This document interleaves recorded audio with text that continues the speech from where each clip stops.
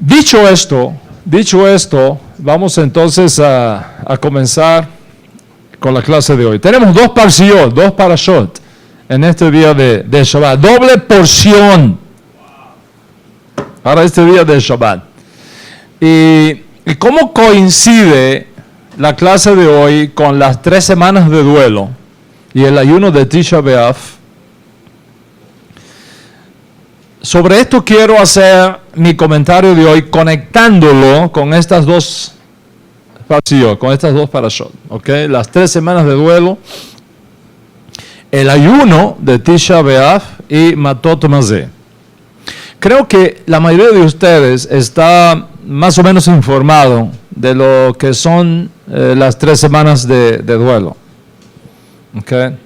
3 semanas de duelo que se iniciaron hace 2 semanas atrás y que concluye el próximo sábado. ¿Okay?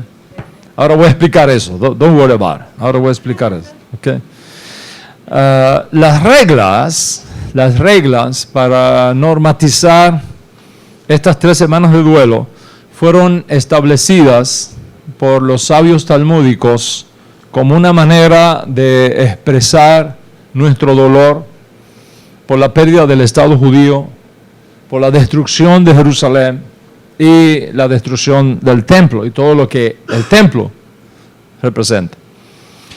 Añadieron también con respecto al ayuno que concluye estas 3 semanas en Tisha B'Av, el 9 del mes de Av, que hoy iniciamos precisamente. Anoche, con la caída del sol, se inició el 5º mes bíblico, el mes de Av. Hoy es Rosh Chodesh. ¿Okay? Hoy es Rosh Chodesh Av. ¿Okay? Entonces, una serie de eventos históricos graves que tuvieron lugar precisamente un día 9 de Av, como lo fue sin duda la destrucción del primer templo y la destrucción del segundo templo. Ambos fueron destruidos el 9 de Av.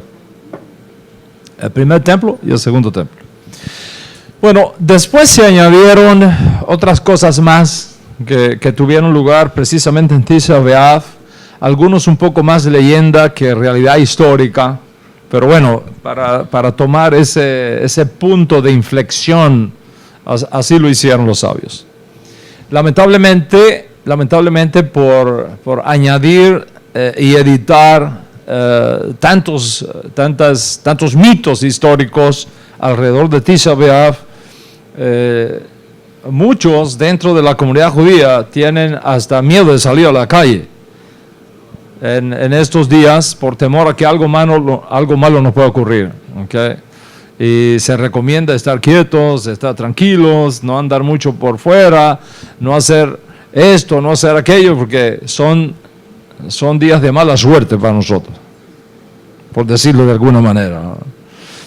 Y muchos nos han preguntado en este entorno, ¿cómo hacemos nosotros en estas semanas de duelo? ¿Cómo hace el judaísmo nezarita en estas 3 semanas de duelo? En Miami, por ejemplo, varias bodas que concluían el proceso de conversión de varias parejas que estaban programadas desde hace un tiempo atrás para el 15 de julio, para mañana, pues las suspendí, porque pues, no se puede tener bodas en las 3 semanas de duelo.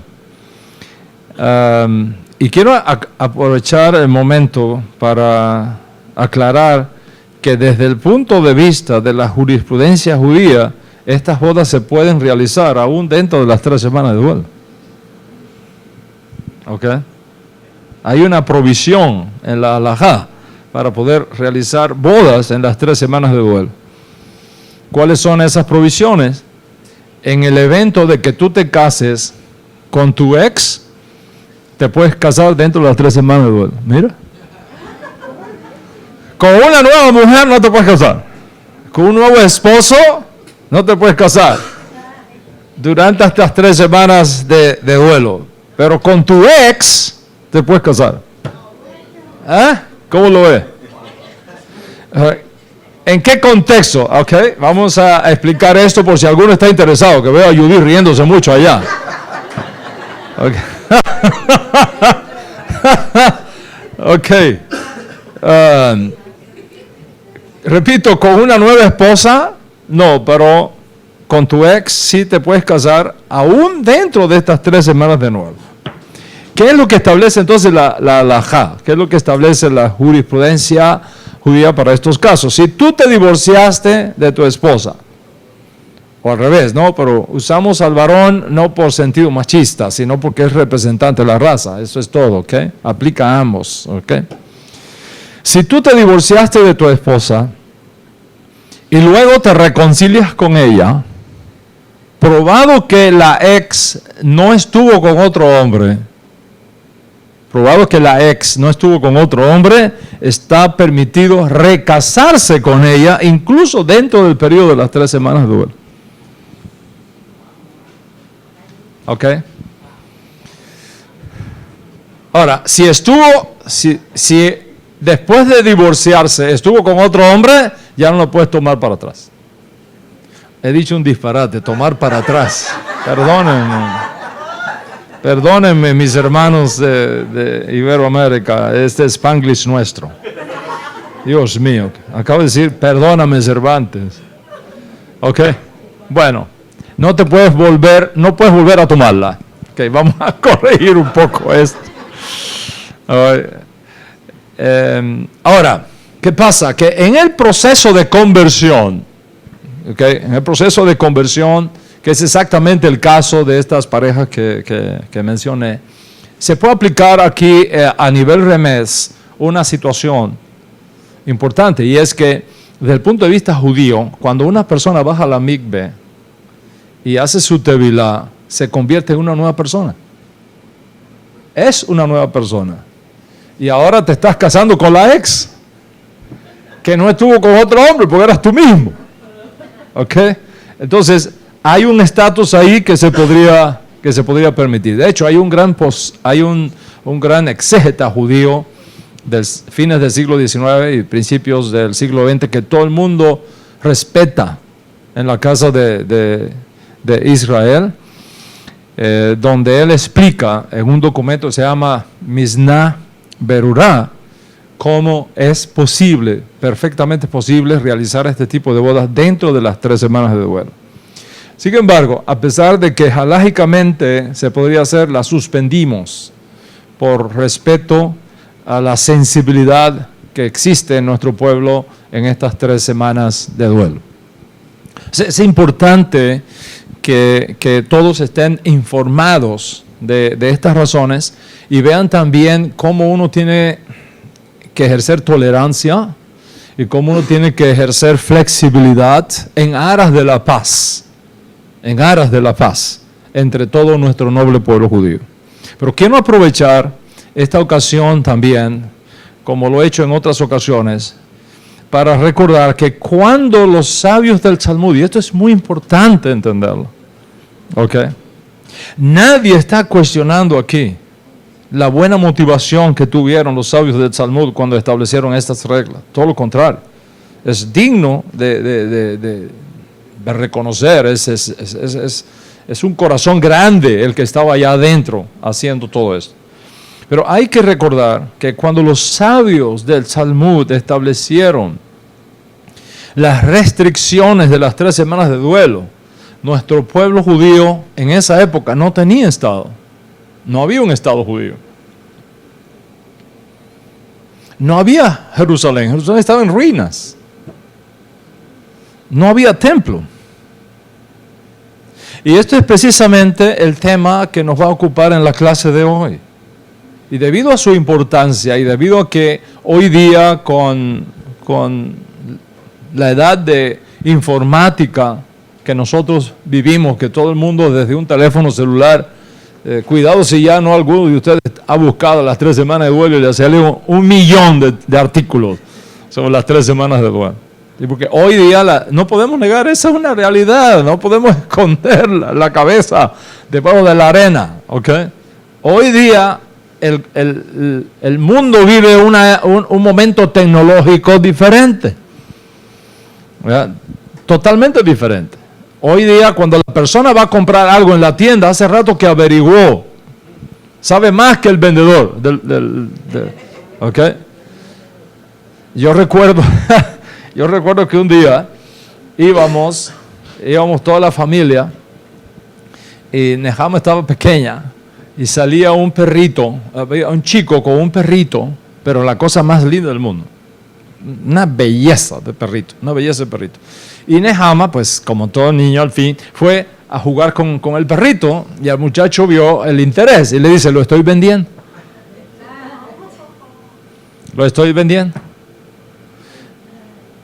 Y entonces yo le pregunto, ¿y de qué tamaño crece? Dice, no, se queda así chiquito, no crece más. Dice, wow, ¿de verdad que no crece más? ¿Qué tiempo pasó en yo hacer ese diálogo con él? 1 segundo. Vino Sebas, y me dice, mira el tamaño que va a tener ese perro cuando tenga 3 años. Una cosa grande así.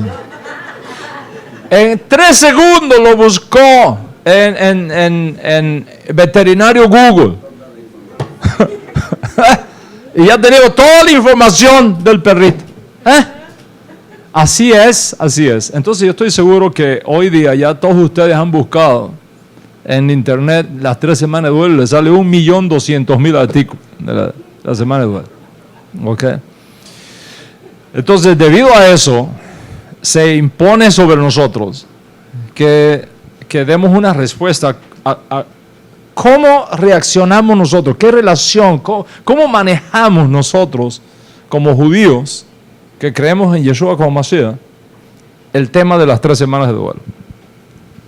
Te acabo de decir que cuando los sabios del Talmud, estamos hablando del siglo V, para el 6, cuando los sabios del Talmud establecieron las restricciones de las 3 semanas de duelo, nuestro pueblo judío no tenía estado, no tenía Jerusalén, no tenía templo. Pues las cosas han cambiado radicalmente desde entonces. Totalmente. Uno se pregunta, ¿cómo está de duelo por la destrucción del Estado judío si ya Hashem nos ha devuelto el Estado judío? ¿Cuánto entiende lo que estamos hablando? ¿Cómo estar de duelo por la destrucción de Jerusalén si ya tenemos a Jerusalén en nuestras manos? Si Hashem nos ha devuelto a Jerusalén como capital única, indivisible y eterna de Israel. De hecho, nuestro propio país y otros países más están moviendo sus embajadas para Jerusalén. ¿La tenemos o no la tenemos? ¿Cómo voy a estar de duelo porque no tenemos Jerusalén si ya Hashem me dio a Jerusalén? ¿Cómo estar de duelo por el asunto del templo, que es lo más sensitivo acá, y ahora voy a hablar de esto, con todo lo relacionado con el templo, si ya prácticamente está en nuestras manos? Miren, yo fui nombrado embajador del Instituto del Templo a las naciones iberoamericanas para apoyar los recursos que necesitamos para la construcción del tercer templo.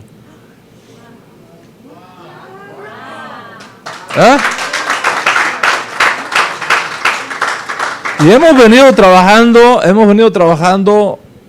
muy de cerca con el Instituto del Templo.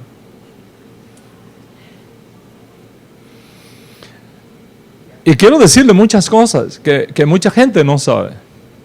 Yo tengo conmigo, en mi propiedad personal, los hilos sagrados con los cuales hemos construido y hemos fabricado ya todas las vestiduras de los levitas y del sumo sacerdote incluso.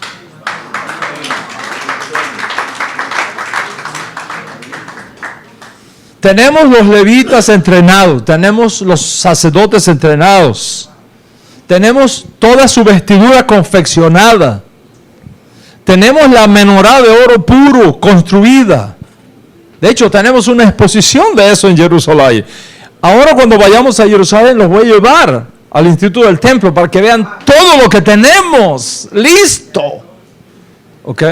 Y por si fuera poco, tenemos preconstruida, prefabricada el altar del sacrificio.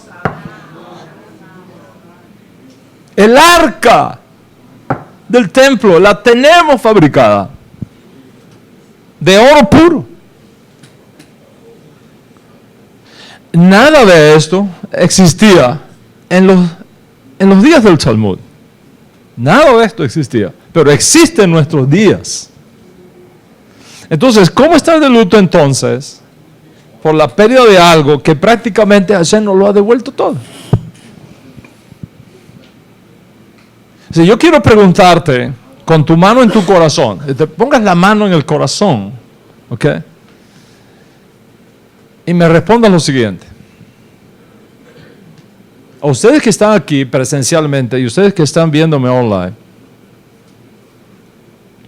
la resurrección del Estado judío, este año en sus 70 años, ¿es del cielo o de los hombres?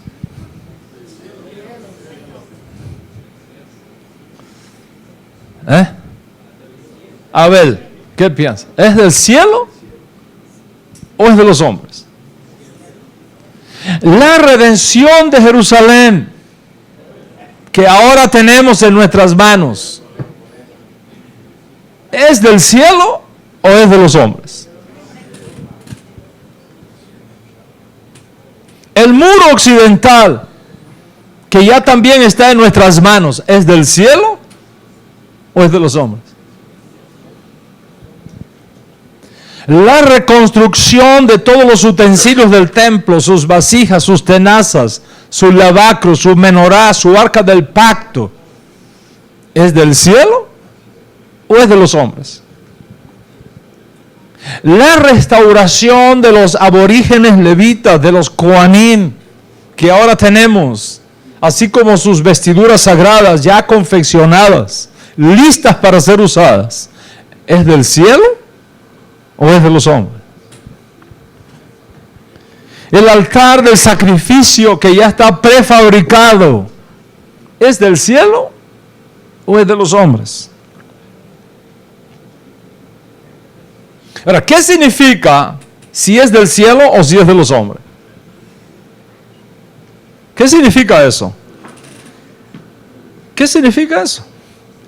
Significa que si todos estos asuntos vienen porque Dios mismo está detrás orquestándolo y permitiéndolo de forma directa y dinámica, no como una permisividad de la cual Él no participa, sino de un plan en el cual Él mismo es el que está provocándolo y facilitándolo, ¿ok?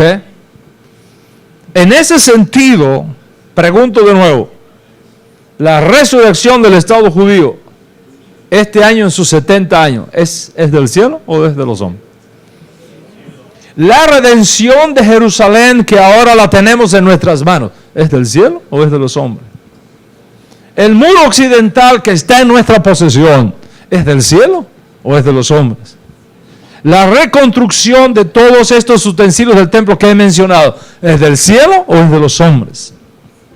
La institución levítica y de la Keuná, incluyendo sus vestidos sagrados, que ya los tenemos, ¿es del cielo o es de los hombres? El arca del pacto, la menorá, toda de oro, que ya la tenemos construida, ¿es del cielo o es de los hombres?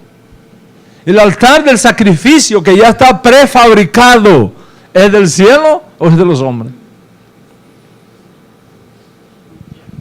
Si es del cielo, o sea, si Dios Altísimo es el que ha provocado todo esto, entonces viene la pregunta que yo me hago: ¿cómo vamos a expresar luto por una pérdida que ya no es pérdida, si no es ganancia? Ahora, si tú me dices a mí, eso es de los hombres, Es decir, Dios no está en nada de esto. Pues lo permite porque Él es soberano y lo permite, pero esa no es su voluntad dinámica ni soberana. Es decir, respeta nuestro libre albedrío y como que nos permite eso, pero Él no está envuelto en la cosa. Si decimos que todo esto es de los hombres, entonces estamos en un serio problema.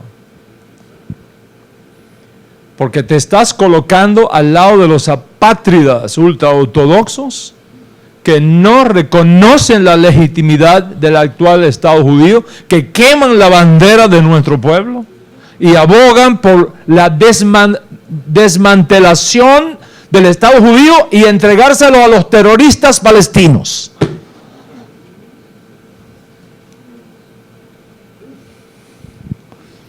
Si ese es el caso, entonces ya no tenemos mucho más que hablar. No hay mucho más que hablar. Aquí se acabó el diálogo. Porque significaría aceptar que la resurrección del Estado judío no es legítimo. Que la conquista de Jerusalén no es legítima. Ni que el resto de las cosas que hemos logrado es legítimo.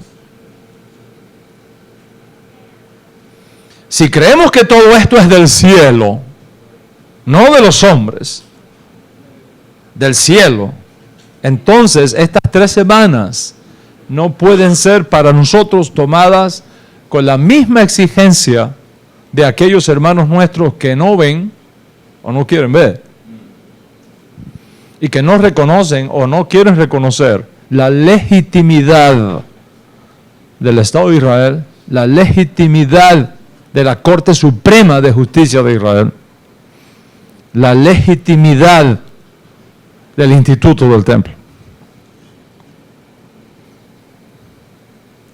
Carlos, ¿te das cuenta de lo que estamos hablando aquí? Ahora, visto esto desde el punto de vista profético, es maravilloso, porque el profeta dijo que vendrían días, un profeta dijo que vendrían días cuando nuestros tiempos de duelo y nuestros días de ayuno se convertirían en días festivos para la casa de Israel. Días de gozo y de regocijo. Así está profetizado. Les voy a leer lo que dice el profeta Zacarías capítulo 8, Zacarías capítulo 8. Escuche esta profecía. Otra vez vino a mí la palabra de Hashem y me hizo saber lo siguiente. Así dice el Señor Todopoderoso: siento grandes celos por Sión. Son tantos mis celos por ella que me llenan de furia. Si un marido celoso. Es una metáfora, ¿ok? Así dice Hashem: regresaré a Sión y habitaré en Jerusalén. Y Jerusalén será conocida como ciudad de verdad. Y el monte de Hashem como el monte de la santidad.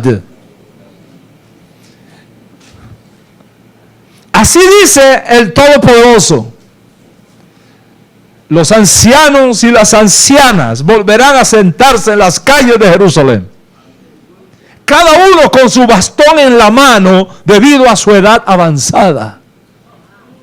Los niños y las niñas volverán a jugar en las calles de la ciudad.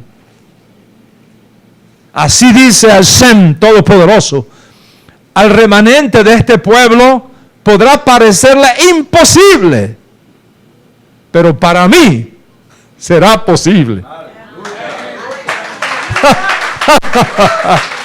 Para mí será posible. Así dice el Señor Todopoderoso: salvaré a mi pueblo de los países del oriente y de los países de occidente, y los haré volver para que vivan en Jerusalén. Ellos serán mi pueblo y yo seré su Dios en verdad y en justicia. Así dice el Señor Todopoderoso: cobren ánimo. Cobren ánimo. Yo no trataré al remanente de este pueblo como lo hice en el pasado, afirma el Señor. Habrá paz cuando se siembre, las vides darán su fruto, la tierra producirá sus cosechas, el cielo enviará su rocío. Todo esto se lo daré como herencia al remanente de este pueblo. Judá e Israel, no teman. Ustedes han sido entre las naciones objeto de maldición, pero yo los salvaré. Y será una bendición. ¡Cobren ánimo! ¡Aleluya! ¡Cobren ánimo! Así dice el Señor Todopoderoso. Cuando sus antepasados me hicieron enojar, yo decidí destruirlos sin ninguna compasión. Pero ahora he decidido hacerles bien a Jerusalén y a Judá. No tengan miedo. Vino a mí la palabra del Señor Todopoderoso y me declaró: así dice el Señor Todopoderoso, para Judá los ayunos de los meses cuarto, quinto, séptimo y décimo serán convertidos en motivos de gozo y de alegría y de animadas festividades. Amen pues la verdad y la paz. Así dice el Señor Todopoderoso: todavía vendrán pueblos y habitantes de muchas ciudades que irán de una ciudad a otra diciéndolos a los que allí vivan: vayamos al Señor para buscar su bendición. Busquemos al Señor Todopoderoso. Yo también voy a buscarlo. Yo también voy a buscarlo. Y muchos pueblos y potentes naciones vendrán a Jerusalén en busca del Señor Todopoderoso y en busca de su bendición. Y dice el profeta, termina diciendo: así dice el Todopoderoso, en aquellos días habrá mucha gente de todo idioma y de toda nación que tomará a un judío por el borde de su manto y le dirá: déjanos acompañarte, porque sé que Dios está con ustedes.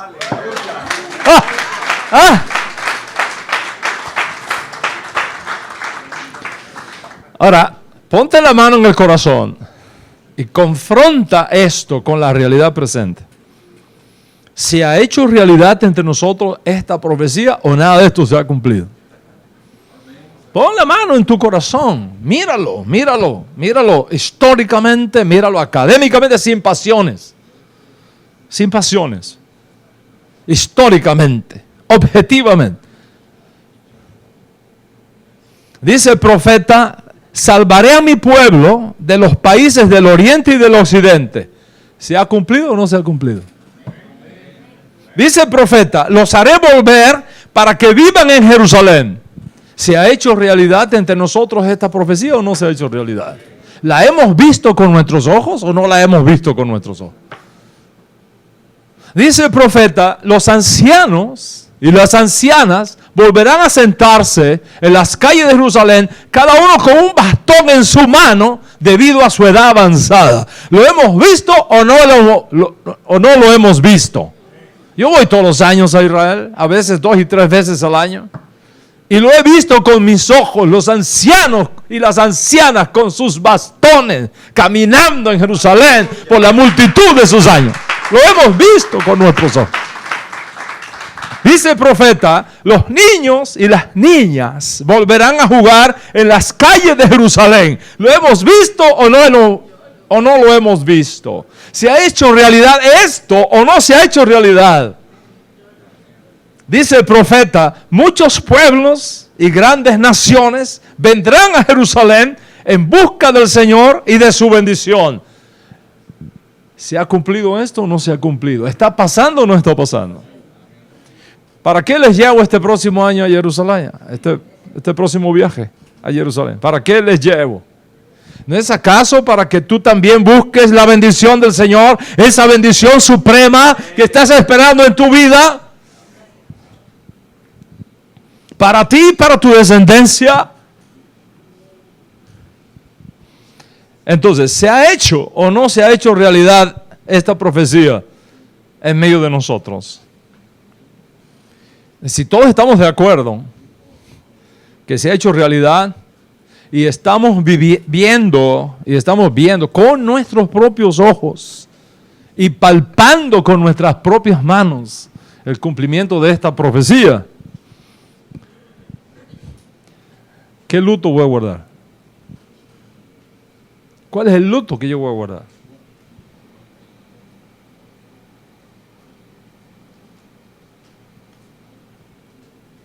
Y por otro lado, lo catastrófico de la destrucción del templo no es por el templo mismo.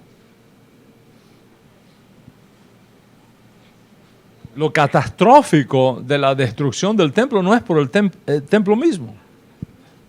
Por supuesto que el templo tiene un valor arquitectónico, el templo tiene un valor histórico, representan nuestras memorias de un tiempo maravilloso que vivimos, todo eso, pero siendo objetivos, hay otros edificios en el mundo que son más espectaculares que el templo de Jerusalén, que era pequeño. ¿Cuál es la importancia del templo? ¿Cuál es la importancia del templo? ¿Cuál es la pérdida real que representó el templo para nosotros? Que al destruirse el templo, se destruyó con él la fuente de expiación para los pecados mencionados en la ley de Moisés. Se terminó la fuente de expiación. Y si esto es la causa del luto, entonces nosotros tenemos que reflexionar seriamente sobre el particular, por las siguientes razones. Y vamos a hablar de estas razones acá, porque nosotros no podemos caer en la trampa del sentimentalismo. No podemos caer en la trampa del sentimentalismo si eso compromete una verdad que no puede ser negociada para nosotros. Entonces, vamos a hablar de esto de tal modo que todos acá estemos bien ilustrados en dónde estamos, qué somos, qué creemos y cómo observamos las cosas. Primero miren esto. El judaísmo talmúdico ha enseñado y enseña todavía que las 3 oraciones diarias de los 3 periodos diarios de oración, esto es Shacharit por la mañana, Minjá por la tarde y Arbit por la noche, fueron establecidas por nuestros padres, Abraham, Isaac y Jacob. Así que Shacharit nos vino por Abraham, Minjá nos vino por Isaac y Arbit nos vino por Jacob. ¿Ok? ¿Están conmigo hasta ahí? All right. Por otro lado, ese mismo judaísmo que nos ha enseñado eso, ha enseñado también que con la destrucción del templo no se ha anulado la fuente de expiación para Israel. ¿Cómo así? ¿Cómo así? Eso es uno de los grandes aportes que el judaísmo talmúdico ha hecho al judaísmo. Posiblemente el más grande aporte que el judaísmo talmúdico ha hecho al judaísmo es esta invención, esta reforma impresionante de que con la destrucción del templo no se ha anulado la fuente de expiación por Israel. ¿Por qué? Por los 3 periodos de oración. Sí, el judaísmo talmúdico enseña que estos 3 periodos de oración expían por nosotros como si el templo estuviese en pie. Y es por eso que nos enseñan que las oraciones sustituyen los sacrificios. Y por tanto son en sí mismas fuentes de expiación, en tanto que reconstruyen virtualmente los sacrificios del templo en el orden diario, incluyendo un sacrificio extra en Shabbat, Musaf, como se conoce, Musaf de Shabbat, que tiene su contrapartida en el rezo de Musaf de Shabbat en las sinagogas judías, observantes de esta línea de pensamiento judío. ¿Están conmigo hasta aquí? Ok. Entonces, mi pregunta es esta. ¿Cómo vamos a tomar los 3 periodos de oración que establecieron los patriarcas Abraham, Isaac y Jacob como fuentes de expiación si cuando los patriarcas vivieron no había templo? But think about it. Piensa esto. ¿Cómo voy a decir que estos 3 periodos de oración fueron creados por nuestros padres para poder aplicarlos en tiempos donde no había sacrificio a fin de reproducirlos virtualmente? Si cuando Abraham, Isaac y Jacob vivieron no había templo ni sacrificios de expiación en los mismos. ¿Tú me entiendes lo que estamos hablando? Es imposible.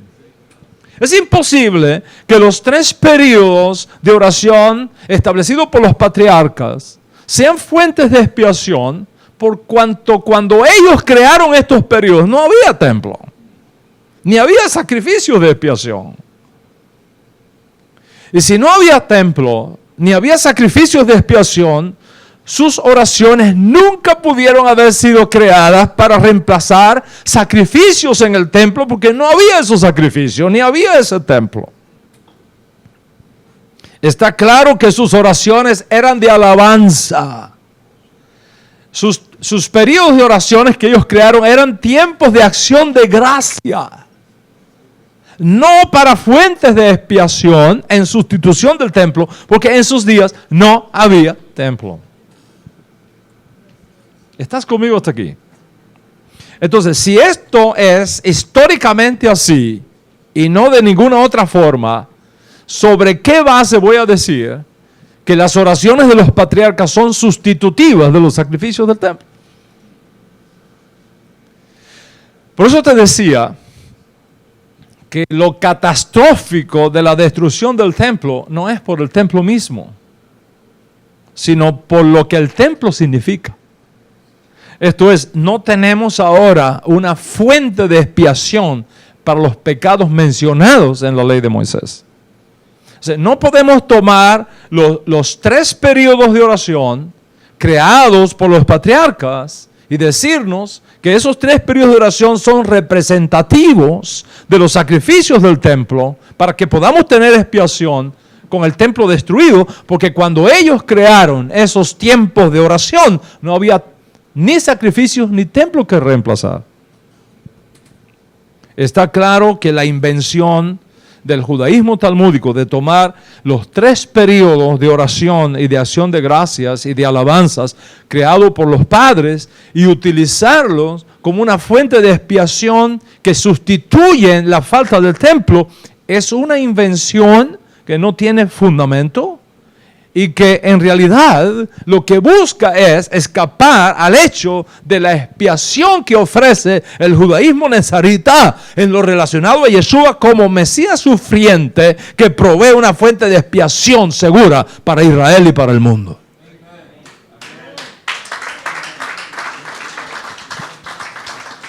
Pero asumamos por un momento que tienen razón y concedamos que es así por la vía del argumento.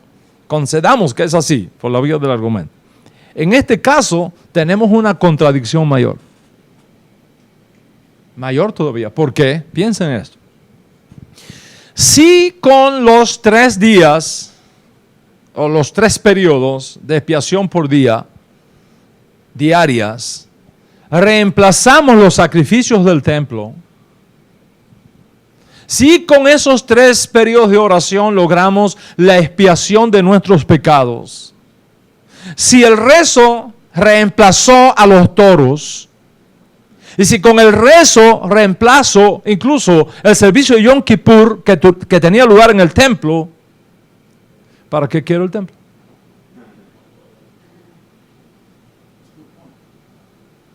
For what? ¿Para qué quiero el templo? Si de todos modos lo que el templo proveía, que era la expiación, ahora yo lo puedo obtener por el rezo, ¿para qué queremos el templo ahora? ¿Para qué complicarnos la vida con la construcción del templo, con todas sus exigencias, con todo su costo, si lo que el templo ofrece, que es la expiación, yo puedo obtenerla con los 3 rezos diarios?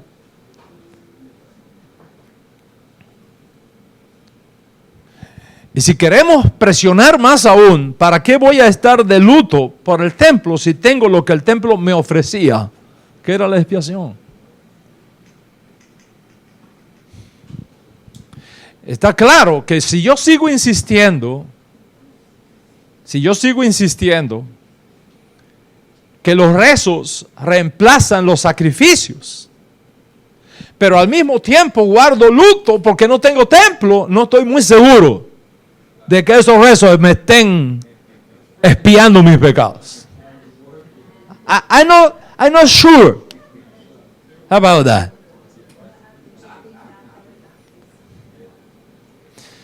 Está claro, Morán Berrabutay, está clarísimo que el judaísmo rabínico ha inventado toda esta historia para tratar de buscar una salida a un hecho inescapable. Inescapable, insoslayable, provisto por el judaísmo nezarita, que con la llegada de Yeshua ben Yosef, el Mashiach sufriente, Israel tiene ahora una fuente segura de expiación de los pecados de muerte, como fue anunciada, no por Moisés, sino por los profetas que vinieron después de Moisés. Y para argumentar mi punto, voy a mencionar lo que dice el profeta Isaías, Yeshayahu, quien profetizó muchas generaciones después de Moshe Rabenu, es decir, después de la ley de Moisés, diciendo en el capítulo 59 de su profecía, Ubal et Zion Goel, uleshabe pesha be Yaakov, neun Adonai. Yo envío un redentor a Sion a favor de los hijos de Jacob que se arrepientan de los pecados de Pesha. Dice Adonai. Ahora, ¿qué cosa es Pesha? ¿Qué cosa es Pesha? Los pecados categorizados por Karet en la ley de Moisés, es decir, los pecados de muerte, para los cuales la ley de Moisés no tiene expiación, son los pecados del tipo Pesha. ¿Me está siguiendo? Entonces, si no hay provisión en la ley de Moisés para los pecados de muerte, Pesha, ¿qué hace la ley de Moisés con estos pecados? ¿Qué hace? La única cosa que hace la ley de Moisés con los pecados de muerte es castigarlos con Karet. Karet. Karet significa corte del alma, muerte, separación de la comunidad de Israel. Entonces, ¿cómo Dios Altísimo logró resolver este serio problema para lo cual la ley de Moisés no tiene una solución?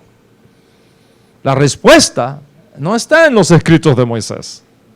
La respuesta no está en la ley de Moisés. La respuesta está en los profetas. Cuando dice el profeta Yeshayahu, Ubal Sion Goel uleshabe pesha be Yaakov neun Adonai. Un Goel voy a enviar a Sion a favor de los hijos de Jacob que se arrepientan de los pecados de muerte, dice el Señor. Ahora, ¿quién es ese Goel? ¿Quién es ese Goel? Para nosotros no hay duda que ese Goel, ese redentor que Dios enviaría para resolver los pecados de muerte, para lo cual la ley de Moisés no tiene expiación, es nuestro santo maestro Yeshua HaMashiach. Por lo tanto, si este Goel es una referencia al Mesías sufriente y es una provisión que no tiene nada que ver con los sacrificios expiatorios provistos en el templo, aun si las oraciones de los patriarcas, aun si las oraciones, por la vía del argumento, aun si las oraciones de los patriarcas pudieran ser usadas para reemplazar esos sacrificios, aún así, repito, no proveerían expiación por los pecados de muerte. En otras palabras, seguiríamos en las mismas, sin fuentes de expiación. ¿Cuál es la propuesta del judaísmo de Yeshua? ¿Cuál es la propuesta del judaísmo nezarita? La propuesta del judaísmo nezarita que elegimos en esta casa para expresar nuestra fe en Hashem como judíos y también como justos de las naciones. La propuesta es que ahora, sin templo y sin sacrificios, la vida y la muerte de Yeshua, así como su resurrección de entre los muertos, expía por nuestros pecados. Esa es la propuesta. Entonces, no nos hemos quedado sin fuente de expiación. Tenemos una fuente de expiación que son los sufrimientos del justo por los injustos. Los sufrimientos del justo por los injustos. El bueno por los malos. De un sadi que sufre y muere por su pueblo. Y un Dios, el Dios de Israel, que acepta esos sufrimientos como fuente de expiación y que lo legitima 3 días después de su muerte al levantarlo de la tumba. Por lo tanto, como judíos y como justos de las naciones que están unidos a nosotros en este camino, aun cuando no tenemos templo, ni sacrificios, ni levitas en sus puestos, ni Cohen en la carne que interceda por nosotros, tenemos no obstante una fuente segura de expiación y un Cohen Gadol, un sacerdote supremo que intercede por nosotros a la diestra del anciano de días. ¿Y cuál es esa fuente segura de expiación? Uba lesion Goel uleshabe pesha beyakov neun Adonai. Por lo tanto, hermanos y hermanas míos, el luto por la destrucción del templo y lo que ello significa, es decir, no fuente de expiación, tiene que ser evaluado profundamente a la luz de nuestra fe en la presencia de Mashiach entre nosotros. Consecuentemente, no podemos acercarnos a estas 3 semanas de luto de la misma manera que los que rechazan a Yeshua y no tienen una fuente segura de expiación como nosotros la tenemos.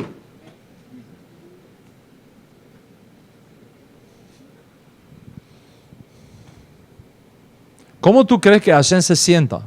Se puede sentir contigo si después de enviarte a Mashiach, que es este Goel, por cuyos sufrimientos Él te ha expiado tus pecados, que tú vengas delante de Él a decirle, por favor, toma mis rezos como fuente de expiación por mis pecados? Think about it.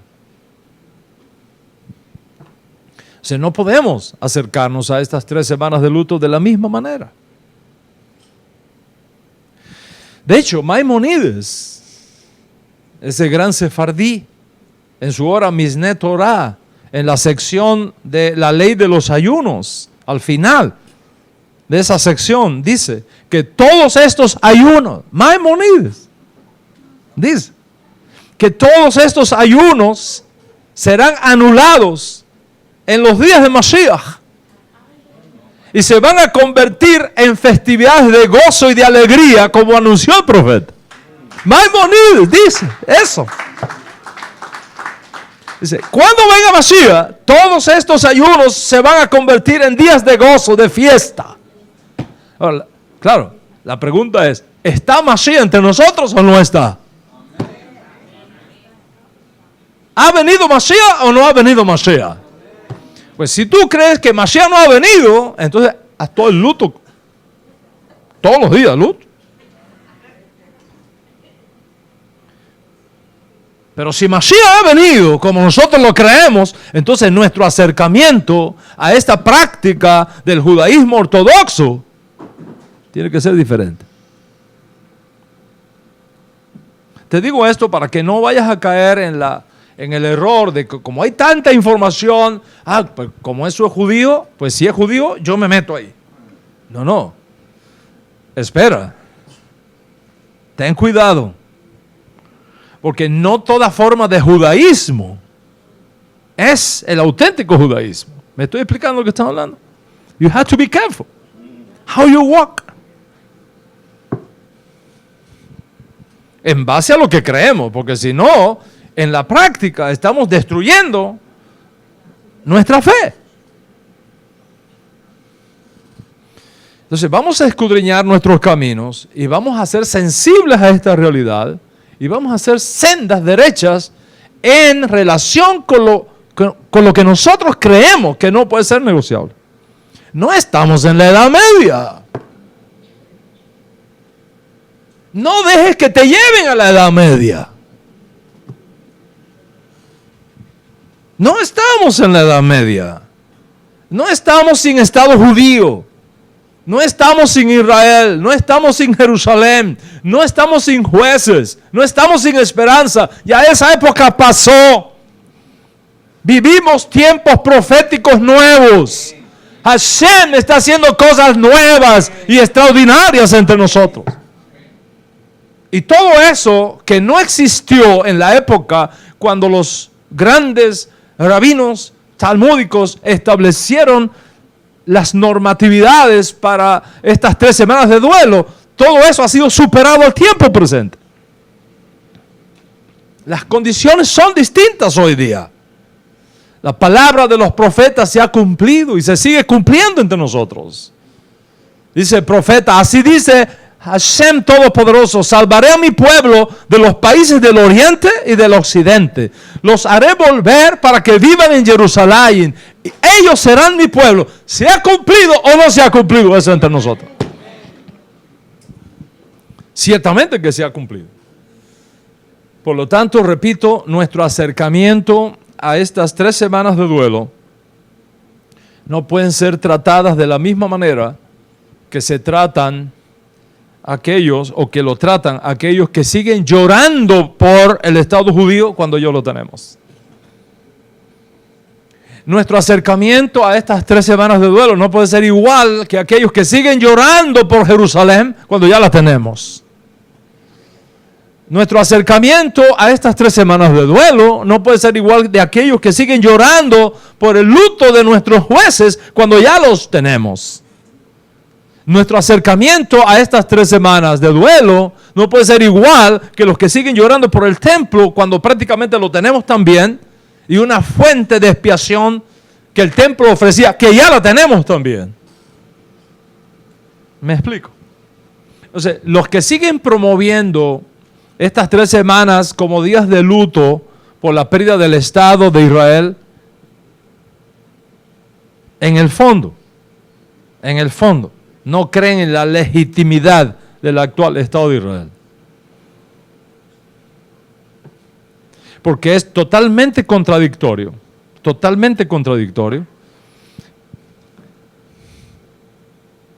que yo diga, estoy de luto porque no tenemos el Estado de Israel cuando tenemos el Estado de Israel. Eso es porque tú no crees en la legitimidad de ese Estado de Israel. Los que siguen promoviendo estas 3 semanas como días de luto por la pérdida de Jerusalén, en el fondo no creen en la legitimidad de nuestro derecho a ocupar Jerusalén y tenerla como capital. Los que siguen promoviendo estas 3 semanas como días de luto por la pérdida de nuestros jueces, en el fondo no creen en la legitimidad de la actual Corte Suprema de Israel como válida. Más bien la ven como usurpadora. En otras palabras, Morán Berrabotay, para ser clarísimo, quiero ser crystal clear. Los rabinos talmúdicos piensan que ellos son los únicos que saben cómo administrar y cómo dirigir el pueblo judío, y que tanto el gobierno actual de Israel como la Suprema Corte de Justicia de Israel son usurpadores de su autoridad. Y consecuentemente, ¿qué es lo que se ha hecho? Se ha creado un Estado dentro del Estado. Se ha creado un pueblo dentro del pueblo. Y el resultado de esto es la división y el odio entre nosotros mismos. Y es por eso que estas 3 semanas de duelo están desfasadas completamente de la realidad profética que vive hoy Israel y que hoy vivimos los judíos en todo el mundo. No podemos decir que Dios no haya quitado el exilio. Dios ha quitado ya el exilio. Dios ha quitado ya el exilio.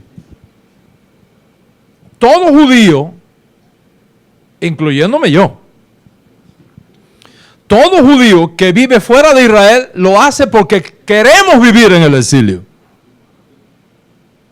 No porque alguien nos esté obligando contra nuestra voluntad a vivir en el exilio. Daniel y sus compañeros se fueron al exilio babilónico obligados, contra su voluntad. Nosotros estamos viviendo fuera de Israel porque es nuestra voluntad vivir fuera de Israel. Las puertas del retorno de nuestro Estado judío están abiertas para todo judío que quiera hacerlo ya. Dios ha quitado el exilio. Por tanto, no podemos orar a Dios y estar de lutos por un exilio que no existe. Y por una diáspora que no es ya imposición, sino voluntad propia de cada uno. Y aclaro, para que no haya duda, que la razón por la que yo todavía estoy en el exilio es porque como creo en Yeshua como Mashiach, no soy bienvenido a la ley del retorno de Israel.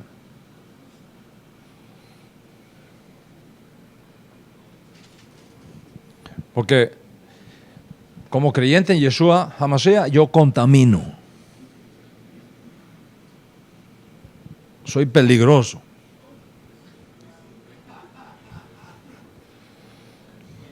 Estoy sucio. Y juntamente conmigo, todos ustedes que creen en Yeshua como Mashiach. Entonces, lamentablemente, estas cosas existen. Y no existen por el Estado de Israel, ni por el gobierno de Israel, ni por la Suprema Corte de Israel. Existen por los rabinos talmúdicos que todavía tienen el monopolio de las conversiones en sus manos y que le queda muy poco tiempo para eso, quiero decir. Es inconcebible que el judaísmo, que se declara a sí mismo como una religión que no está basada en lo que se cree, sino en la manera como se vive, imponga una restricción que tiene que ver con lo que tú crees y no con lo que tú vives. ¿Cuánto entiende lo que estamos hablando? Entonces tenemos que ser maduros y muy adultos a la hora de pensar en estas cosas y actuar sobre estas cosas. Entonces, ante todos estos hechos, tengamos cuidado de no caer en el error de pensar que estamos viviendo todavía en la Edad Media. Y seamos prudentes a la hora de expresar duelo por algo que ya ha sido sanado por nuestro Padre que está en los cielos. Ahora, como te digo eso, te digo lo otro. Vamos a ayunar en Tisha B'Av. Vamos a ayunar en Tisha B'Av, pero por una razón diferente. ¿Y cuál es esa razón? Vamos a ayunar para que Dios Altísimo retire de nosotros lo que causó la destrucción del primer templo y del segundo templo. Por eso es que vamos a ayunar. El primero, ¿qué fue lo que causó la destrucción del primer templo? Nuestra deslealtad con el Dios de Israel.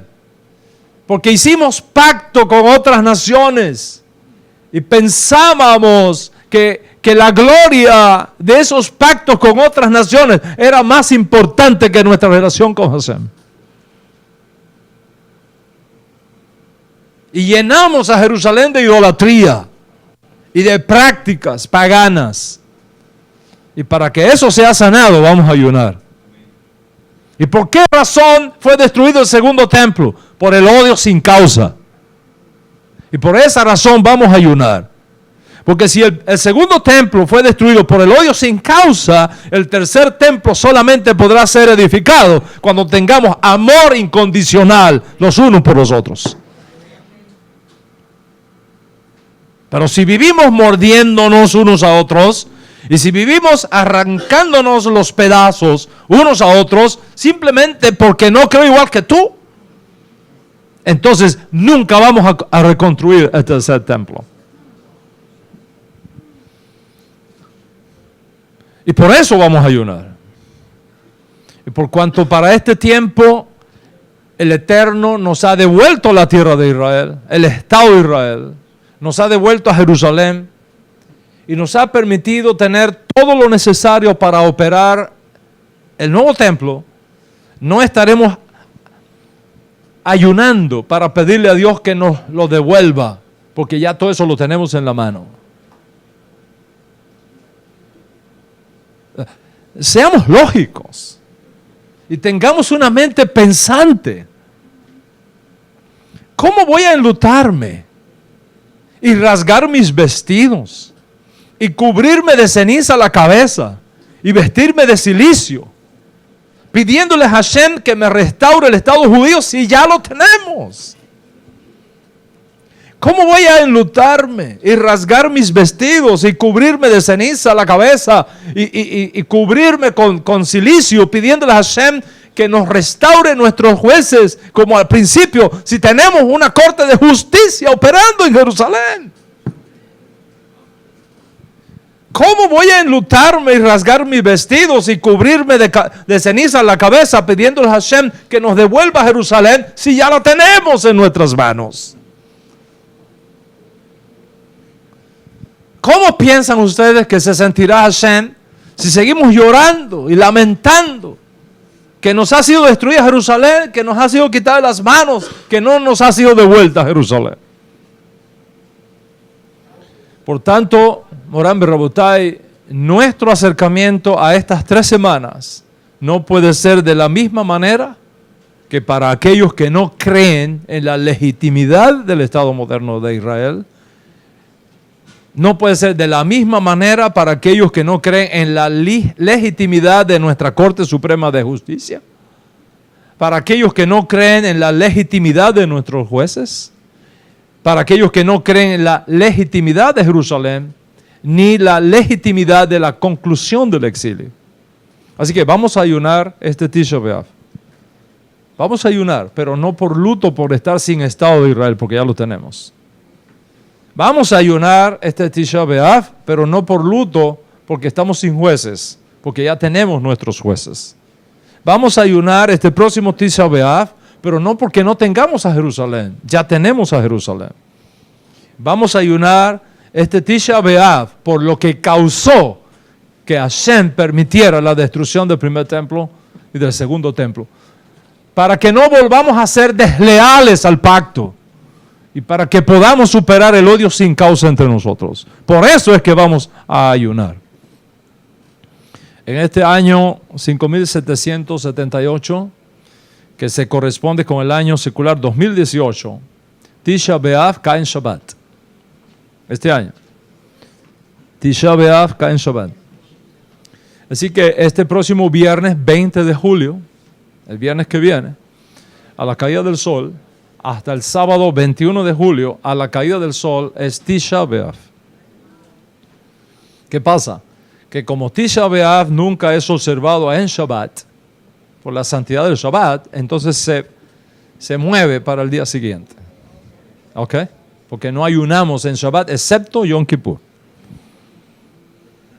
Así que en la práctica, no necesariamente en el calendario, pero en la práctica, el ayuno de este año de Tisha B'Av da inicio el próximo sábado a la caída del sol, 21 de julio, hasta el domingo 22 de julio. ¿Están conmigo hasta aquí? Este año, ¿ok? Y para expresar que nuestro ayuno no tiene nada que ver con nuestro sufrimiento por no tener el Estado de Israel, porque lo tenemos, ni por la restauración de nuestros jueces, porque los tenemos, ni por Jerusalén, porque la tenemos, ni por no tener fuente de expiación, porque la tenemos. No ayunamos de sol a sol, sino que dejamos unas horas fuera hasta el mediodía para facilitar así el comienzo de esa transformación, de ese ayuno en días de fiesta y en días de regocijo, como anunciara el profeta. Lo que estoy diciéndole es que tenemos que ser consecuentes con lo que creemos. Consecuentes con lo que creemos. Y vamos a ser verticalmente consecuentes con nuestra firme convicción que tenemos una fuente segura de expiación. En otras palabras, no podemos comprometer en la práctica lo que es un principio no negociable de nuestra razón y de nuestro corazón. ¿Están conmigo hasta aquí? Dicho y aclarado esto, vamos a concluir la clase de hoy haciendo una reflexión de estas dos parshiyot con las que concluimos hoy nuestro estudio del cuarto libro de Moshe Rabbeinu.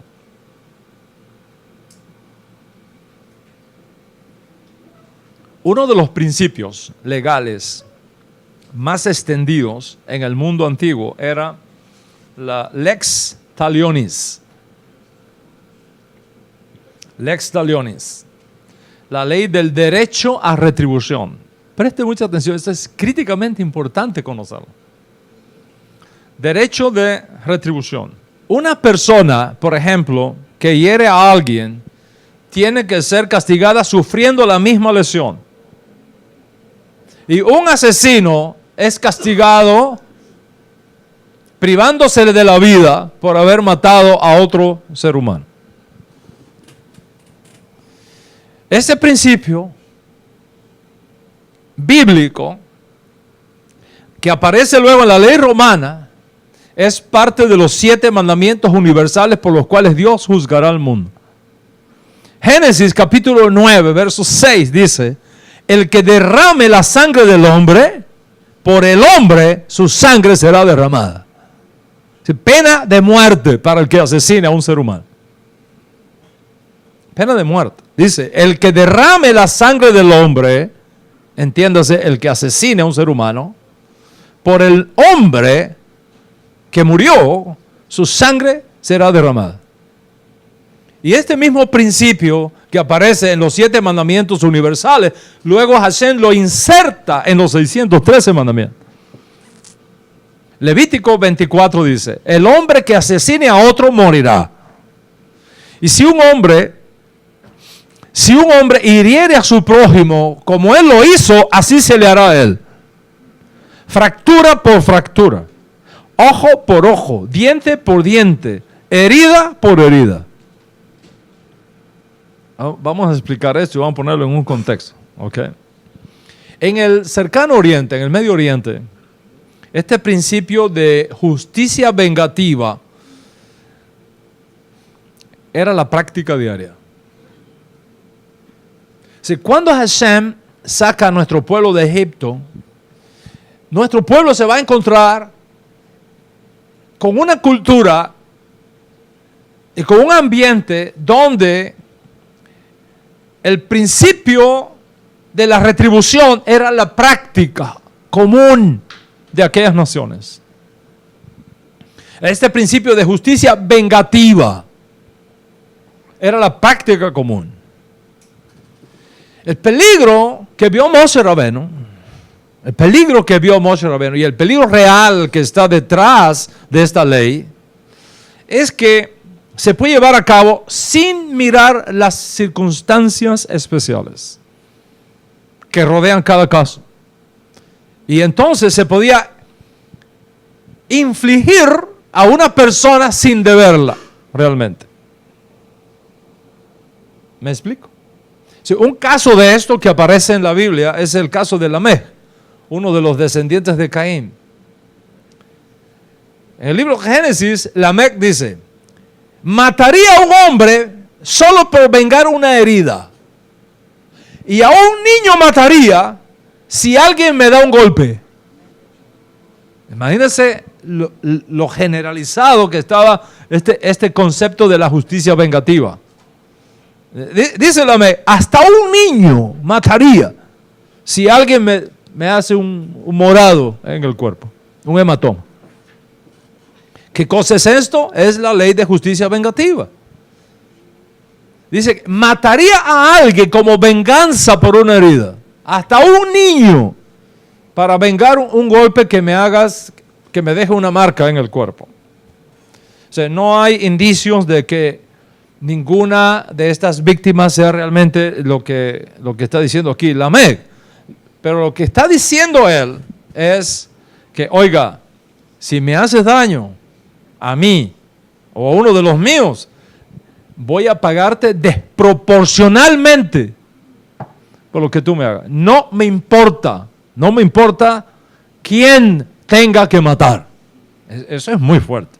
Eso es muy fuerte. ¿Okay? Es más, dice Lamec, Génesis capítulo 4, usted puede leer toda la historia ahí. Dice Lamec, si Caín, que fue conocido por su venganza injusta 7 veces, si Caín fue vengado 7 veces, y eso fue desproporcional, bueno, ¿sabes qué? Mi venganza será más brutal todavía. Mi venganza será más desequilibrada todavía. No 7 veces, 77 veces me voy a vengar. Eso es violento. Vivir en un mundo donde hay este concepto es muy difícil vivir. Ahora, dentro de esto, de esta realidad, entra Israel en el escenario. O sea, ¿cómo tú te mueves, cómo tú actúas en una sociedad que está bajo el efecto de esta justicia vengativa a estos niveles? A estos niveles. Es aquí donde entra el concepto bíblico de vengador de la sangre, que es parte de la lectura de la parashá con la cual concluimos el estudio del 4º libro de Moshe Rabenu, y que refleja un concepto antiguo de esta lex talionis que estamos hablando. ¿Ok? El pariente de una persona cuya sangre ha sido derramada debe vengar la sangre de ese pariente asesinando al asesino. Porque la sangre misma clama. Déjame decirle que por debajo de cuerdas, esto es la ley en Israel también. ¿Ok? Yo tengo un amigo, y esto no me pregunten dónde ni cómo se llama. ¿Ok? Yo tengo un amigo judío, que un desgraciado y malvado y sin alma terrorista palestino le mató a su hija. A pedrada frente a la casa. Su niña, 7 añitos. 7 añitos. Y el tipo se escapó. Lo estaban buscando. Buscando. Me encontré con él justo el día antes y me dice, Raf, mañana me voy para Israel. Me llamaron que encontraron el tipo y voy a matarlo. Y lo mató. Sin ir a juicio y sin nada, no, lo mató. Lo acabó, lo hizo pedazo.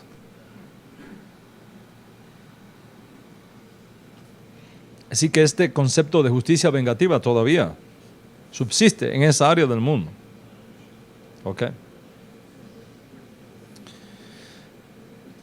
Es en este contexto, y solamente en este contexto de violencia brutal, en un ambiente donde si tú eres flojo te acaban. Como dijo nuestro primer ministro Netanyahu, Egipto puede perder una guerra con nosotros y seguirá siendo Egipto. Líbano puede perder una guerra con nosotros y seguirá siendo Líbano. Siria puede perder una guerra con nosotros y seguirá siendo Siria. Jordania puede perder una guerra con nosotros y seguirá siendo Jordania. Pero si Israel pierde una guerra, desaparece del mapa. Israel, tú tienes que ser duro en medio de enemigos que se están diciendo que te quieren borrar del mapa. No puede ser blandengue en un ambiente así. ¿Me entiendes de lo que estamos hablando? Entonces, en este contexto tan brutal y tan difícil, donde Israel mora, usando las palabras del Ribi, como un cordero rodeado de lobos, como una flor rodeada de espinas, el hecho de que la Torá presenta esta alternativa que les voy a mencionar ahora es lo más noble y extraordinario que uno pudiera concebir. O sea, no hay expresión más noble en la jurisprudencia judía que este principio establecido en nuestra parashá que concluye hoy el estudio del cuarto libro de Moshe Rabbeinu. Porque aquí la Torá distingue entre asesinato y homicidio. La Torá distingue, y no solamente distingue, da un espacio de tiempo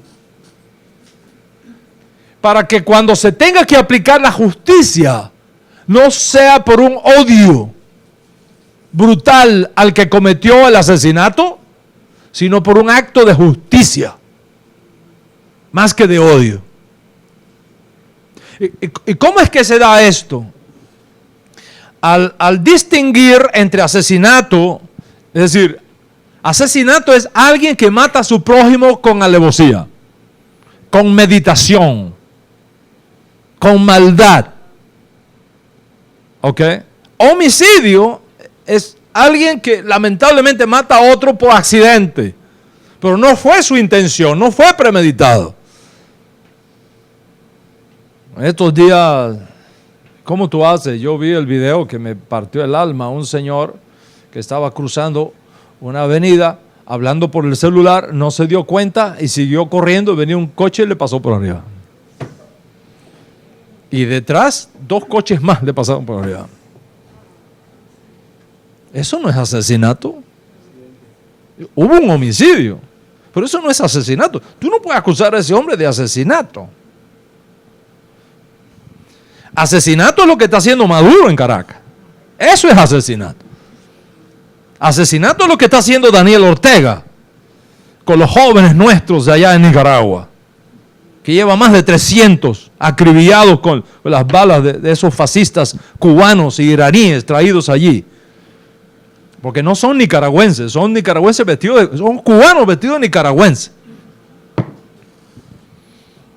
Eso sí es asesinato, premeditado, con odio, para perpetuarse en el poder.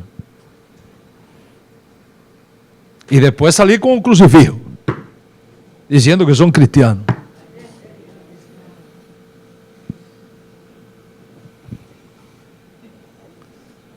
O sea, la Torá, en medio de este mundo tan brutal, al distinguir entre asesinato y homicidio causado por un accidente, ennoblece a un pueblo. Ennoblece a un pueblo. Y no solamente eso, crea un espacio de tiempo. Crea un espacio de tiempo. ¿Cómo podría uno evitar, jurídicamente hablando, que un vengador de sangre haga su trabajo incluso cuando la sangre estaba pidiendo venganza? ¿Y cómo asegurarnos que el vengador de la sangre no actúe en un caso equivocado donde hay homicidio y no asesinato? Es por eso que la lectura de esta semana no podría ser más extraordinaria cuando Moshe Rabbeinu nos presenta la alternativa de las ciudades de refugio. ¡Qué nobleza! Ciudades de refugio. Cuando alguien muere repentinamente y bajo circunstancias inusuales, cualquiera que esté en peligro de ser acusado de asesinato puede escaparse a una ciudad de refugio. Y los encargados de proteger esa ciudad van a evitar así que el vengador de la sangre ingrese a esa ciudad hasta haber investigado exhaustivamente qué fue lo que pasó. Y si fue homicidio, no asesinato, entonces se protegía a esa persona y no se le permitía que se le matara. ¿Me explico? Si fue asesinato, es decir, homicidio en primer caso, como lo llamamos hoy día, homicidio en segundo caso, entonces se le entregaba para que se ejecutara. Ese periodo de prueba, ese periodo de espacio de tiempo, era realmente un oasis de esperanza. Si el hombre es inocente, no se puede tocar.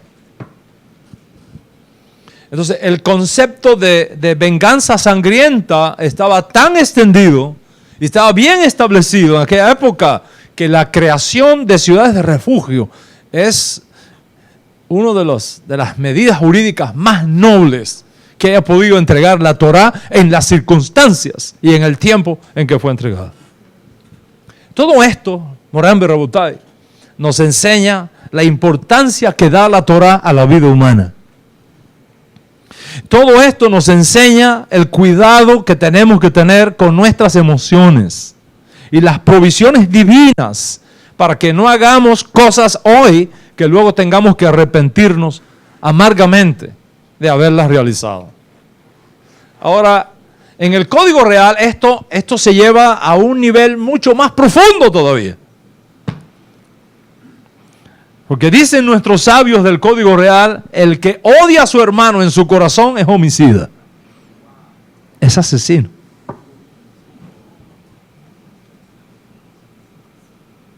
El que odia a su hermano en su corazón es un asesino en potencia. O sea, imagínate el valor tan grande que tiene nuestra Sagrada Torá, que aún en el caso de alguien que haya cometido el grave delito del asesinato, aún así se protegía para dar tiempo a que una investigación tuviese lugar y no hacer las cosas por venganza, sino por justicia. Para concluir, hoy Matot y Masé vienen unidas. Matot y Masé, las dos últimas parashot de nuestro cuarto libro de Moisés, vienen unidas. Sin embargo, uno no puede encontrar títulos más opuestos que estas dos parashot. Okay. Maté significa, la raíz del término hebreo maté significa vara. Rama, una rama que es cortada de un árbol donde había crecido. ¿Qué pasa cuando tú cortas una rama del tronco de donde estaba? Le quitas toda posibilidad de crecimiento. Cuando tú tomas un hacha, cuando tú tomas un machete o un taladro eléctrico, ¿verdad? No, una sierra eléctrica, y cortas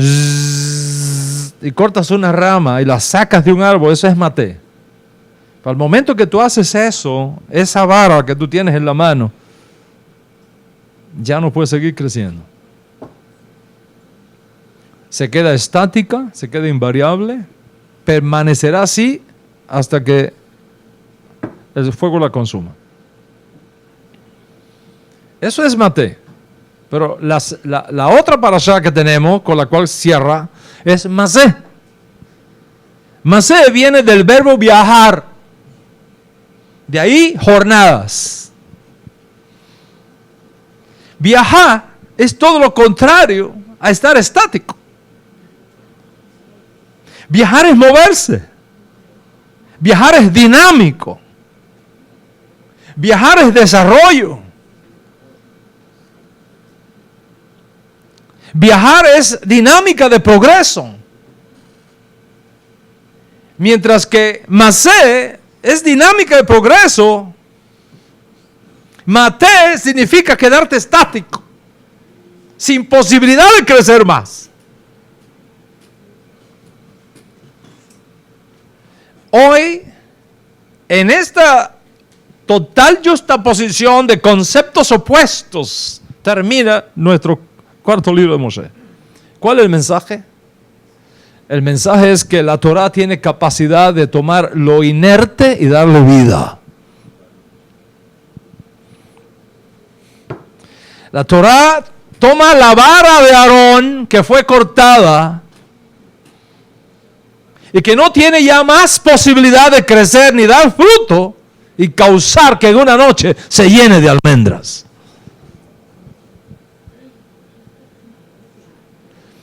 Una simple vara que se convierte en símbolo de maravillas, de portentos, de abrir un mar, de sanar aguas, de hacer un milagro. Una simple vara inerte que se transforma en una puerta de vida para el pueblo judío. Esto parece locura, pero no para Dios. Y Dios sigue haciendo más locuras. Los hijos de Israel son mordidos por serpientes venenosas. ¿Y cuál es la respuesta de Dios a Moshe Rabbeinu? Levántate una vara de metal. Imagínate esto. Peor todavía, de metal. No vida orgánica alguna. Levanta una vara. Y todo el que mire a esa vara en forma de serpiente, si hubiera sido de cordero, todavía lo hubiéramos entendido mejor. Pero serpiente. Yo enseñé sobre eso, por qué la serpiente y no el cordero. Hubiera sido mejor, oye, cualquier otra cosa menos una serpiente. La razón es, bueno, hay una clase, búscala, porque ahí está toda, ¿no? Por eso es que la medicina está representada en una serpiente. ¿Han visto que la medicina es una serpiente? Que se usa el veneno para destruir a una persona, al veneno que está matando a una persona envenenada. Destruir con lo que está causando la muerte, esa muerte y salvar a la persona. ¿Me explico? Esa es la idea. ¿Ok? Rash Shaul va a usar eso, dice, destruir por medio de la muerte al que tenía el poder de la muerte. En otras palabras, Yeshua se hizo una serpiente para destruir a la serpiente.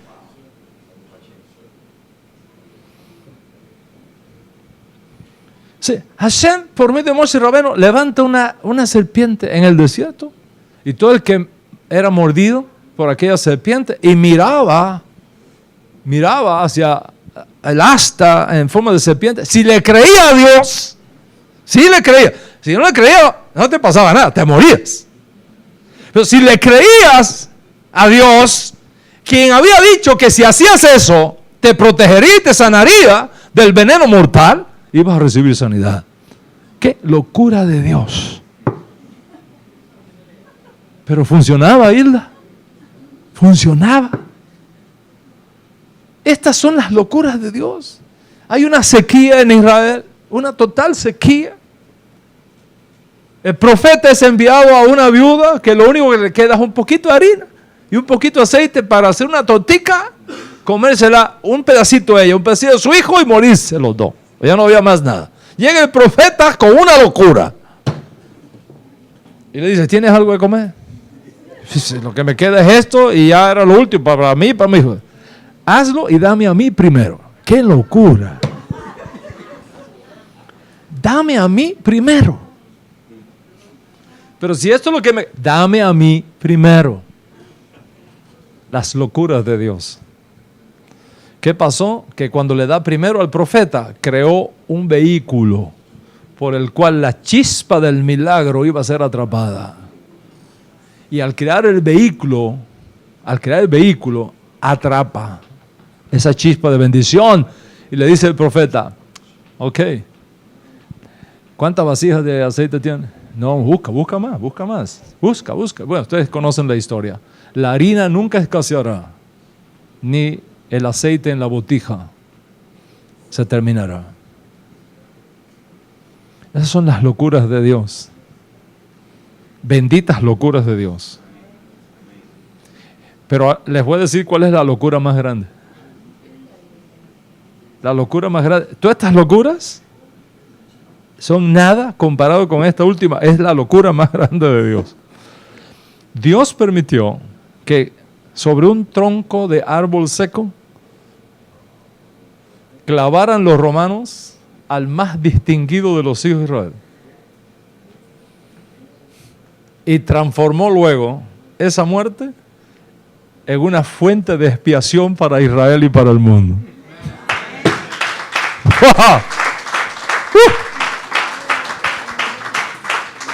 Dice Rash Shaul, reflexionando sobre esto, dice Rash Shaul, ya que Hashem, en su sabio designio, dispuso que el mundo no lo conociera a Él mediante la sabiduría humana, tuvo a bien salvar a los que creen mediante la locura del mensaje de la redención que nosotros proclamamos. Le plació a Hashem salvar a Israel y extenderlo luego al mundo por medio de la locura de la predicación. Entonces, si Hashem pudo tomar una vara sin vida y un pedazo de metal sin vida y el cuerpo de un joven judío sin vida y transformarlo en una fuente de vida, ¿cuánto más no puede hacer contigo que ya tienes vida?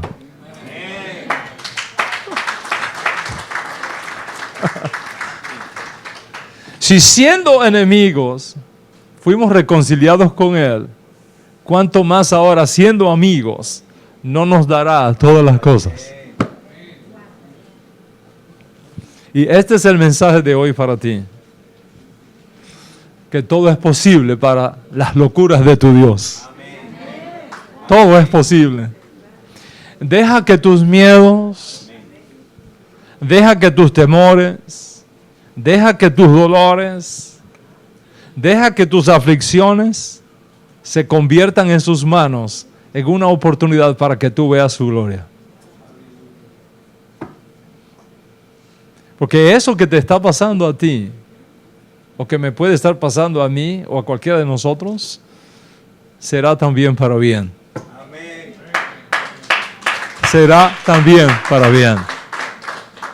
Tu dolor será para bien. Como dijo el Ribi, esta muerte, esta enfermedad no es para muerte. Esta enfermedad es para que Dios sea glorificado en medio de ella.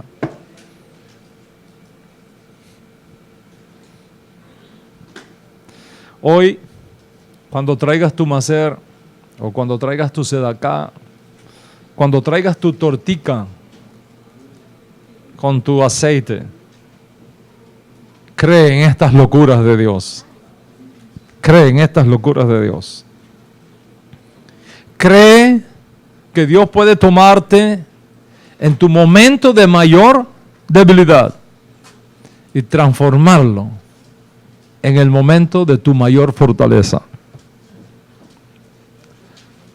Hashem es un experto en tomar lo que no es para deshacer lo que es.